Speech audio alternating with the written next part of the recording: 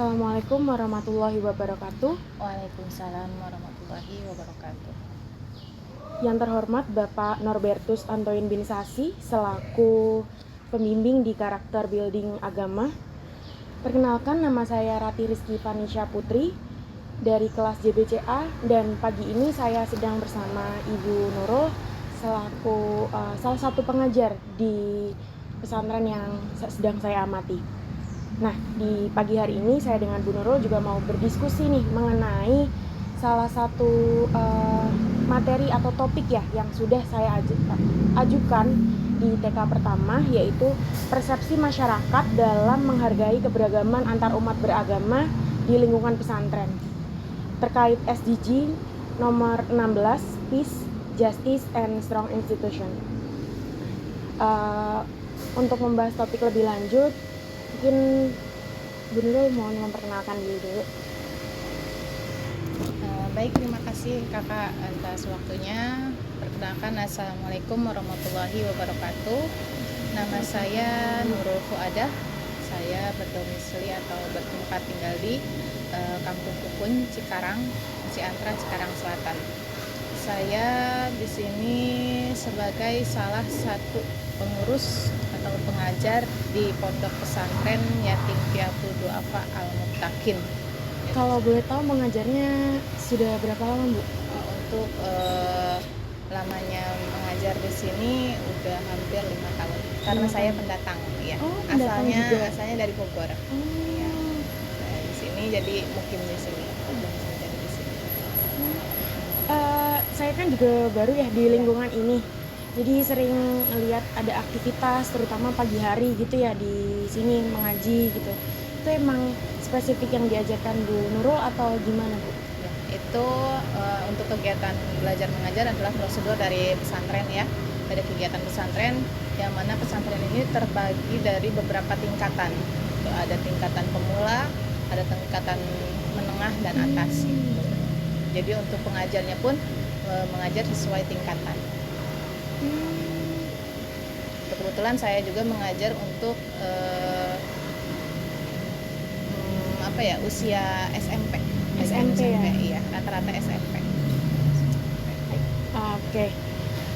Oke, Bu.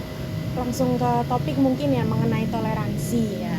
Jadi untuk kan tadi mengajar di pesantren, terus tingkatannya tuh SMP lagi. Kalau misalnya sedangnya masa-masa itu lagi masa-masa jati diri ya. Iya, pencarian tuh, Bu. Iya. Jadi adakah pengajaran yang dilakukan pesantren atau pendidikan seperti apa sih untuk menanamkan nilai-nilai toleransi antar umat beragama gitu?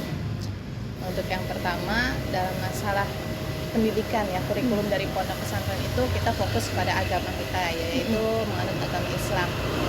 Yang pertama kita tanamkan bahwa agama Islam itu adalah agama rahmat bagi seluruh umat, rahmatan lil alamin. Kemudian bahwa di agama Islam itu kita menanamkan kepada setiap siswa atau santri bahwa kita tuh tidak memiliki rasa kebencian. Jadi Islam itu cinta damai gitu. Jadi kita juga untuk toleransi kepada masyarakatnya, kita juga sebagaimana di dalam agama Islam pun kita saling menghargai terhadap kepercayaannya masing-masing. Begitu indahnya Islam mencintai kedamaian gitu ya. Iya, tanpa kebencian. Jadi lingkungan pesantren ini kan pasti sekitarnya nggak mungkin semua Islam mungkin ya, Bu. Mungkin ada beberapa yang selain Islam gitu. Nah, adakah program-program atau kegiatan khusus dari pesantren yang tujuannya tuh mempererat hubungan di lingkungan ini gitu? Untuk masalah kemasyarakatan ya, bergabung dengan masyarakat. Jadi dari pendidikan Islam di sini tuh khususnya kepada santri itu kita balik lagi kepada pedoman kita, yaitu lakum dinukum waliyadin. Sebenarnya dalam ayat tersebut itu dijelaskan bahwa agamamu agamamu, agamaku agamaku. Jadi ada kebebasan untuk memilih keyakinan masing-masing. Jadi kita fokus pada keyakinan kita sendiri. Dan bentuk kerjasamanya kita juga tidak memandang antar agama, bahwa kita juga sudah mengetahui di Indonesia ya berapa banyak agama multikultural gitu. Jadi kita saling tolong menolong atau kerja bakti, kerjasama, kita harus tetap bergabung dalam masalah kemasyarakatan. Mungkin Bu, selama tadi kan disebutkan sudah 5 tahun ya mulai mengajar di sini. Dari 5 tahun itu ada kesulitan atau hal-hal yang positifnya apa sih yang diingat selalu? Kalau dari positifnya berarti kita bisa menjaga atau merangkul anak-anak remaja ya, pemuda masa kini, karena pemuda itu akan menjadi penerus atau pemimpin di masa depan gitu. Jadi kita bisa bergabung dengan pemuda, jadi bisa bertukar pikiran, juga bisa mengetahui apa sih pikiran mereka atau ya kepribadian mereka itu dalam merangkul pada santri-santri di sini. Dan positifnya, kalau negatifnya itu ya masa-masa anak sekarang ya, kita lihat kehidupan di luar sana ya, kita harus mengimbangi gimana kehidupan di luar dan kehidupan di dalam, menjadi agak berat agak gitu. sulit Jadi, ya agak sulit di untuk kita masa-masa mengimbanginya, itu. karena masih campur lah gitu, nggak khusus di dalam ruangan lingkup pesantren gitu. Iya, Bisa jadi menyesuaikan pandangan luar. Iya. Sebenarnya sedikit penasaran nih Bu, untuk pesantren Al-Mutakin ini siswanya tuh banyak dari lingkungan sini sama ada beberapa dari luar juga nggak? Untuk pesantren ini ya, di sini tuh kan pesantren Al-Mutakin ini terkenalnya tuh sama Yayasan Yatim Piatu Duafa. Oke. Jadi Yatim Piatu Duafa itu pertama didirikannya itu khusus untuk Yatim Piatu Duafa, mengambil dari berbagai kota ya. Di sini mayoritas banyaknya itu bisa disebut orang Brebes, Jawa, yang sekarang masih ada tuh dari Jawa, dari Kerawang, dari Purwakarta juga ada, Tasikmalaya juga ada, Garut juga ada, gitu. Jadi berbagai sumber, maksudnya berbagai dari kota kumpul di sini, itu diambilnya biasanya dari yang yatim piatu duafa. Setelah yatim piatu duafa, masyarakat melihat gimana sih pengen pesantren di Al-Mutakin tapi saya bukan yatim piatu duafa gitu. Ya, setelah saya nikah, saya bikinlah yang asrama khusus mampu, bukan yatim piatu duafa. Oke, balik lagi ke tema toleransi nih. Selama saya tinggal di sini, itu kan ada beberapa acara keagamaan gitu ya di pesantren juga.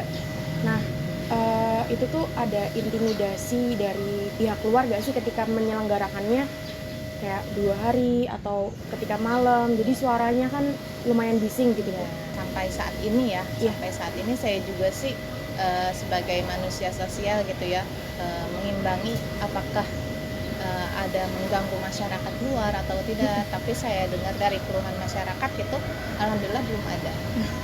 Terus kita juga sebelum mengadakan acara kita diinformasikan dulu bahwa akan ada acara ini selama begini, mohon maaf sebelumnya bila mengganggu gitu. Betul. Dulu, ya. Ada pemberitahuan. Mungkin saya cukupkan dari diskusi kali ini, bisa disimpulkan bahwa walaupun masyarakat Indonesia khususnya di area sini adalah multikultural ya, jadi kita tetap bertoleransi antar agama gitu, tetap adanya ketika kita menghargai ya. Jadi kalaupun ada suatu hal yang perlu untuk dilakukan seperti acara itu, kita tetap menghargai kepercayaan lain. Jadi mohon izin dulu gitu. Izin dulu dan minta maaf sebelumnya gitu kan. Tapi alhamdulillah sih belum ada.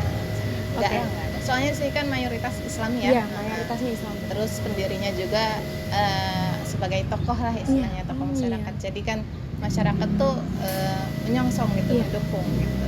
Oke, cukup untuk diskusi pada pagi hari ini mengenai tema kita, persepsi masyarakat dalam menghargai keberagaman antar umat beragama di lingkungan pesantren. Terima kasih Bu Nurul atas insight yang diberikan. Semoga teman-teman juga bisa mengetahui ya bahwa di keberagaman Indonesia ini banyak kok di lingkungan kita yang tetap aman, damai, harmonis gitu ya Bu. Sekian dari saya, terima kasih. Mungkin ada beberapa yang perlu disampaikan dari Bu Nurul? Udah gitu aja. Terima kasih, sampai jumpa di lain kesempatan. Assalamualaikum warahmatullahi wabarakatuh.